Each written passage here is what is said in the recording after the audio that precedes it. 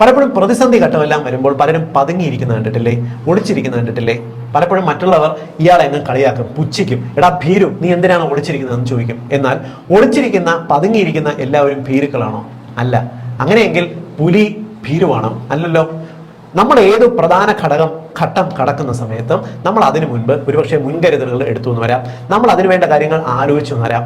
ആലോചിക്കുന്ന സമയത്ത്, മുൻകരുതലുകൾ എടുക്കുന്ന സമയത്ത് നമ്മൾ ഒന്ന് ഒതുങ്ങിയിരിക്കും, നമ്മൾ പതുങ്ങിയിരിക്കും. ഒളിച്ചിരിക്കുന്നത് പോലെ നമ്മൾ ഒന്ന് ഒതുങ്ങിയിരിക്കും. മറ്റുള്ളവന്റെ ശക്തി എത്രയാണ് എന്ന് നമ്മൾ തിരിച്ചറിയാൻ ശ്രമിക്കും. പ്രതിസന്ധിയുടെ ആഴം എത്രയാണെന്ന് മനസ്സിലാക്കാനായിട്ട് ശ്രമിക്കും. അത് ഭീരുക്കളല്ല ചെയ്യുന്നത്, ബുദ്ധിമാന്മാരാണ് ചെയ്യുന്നത്.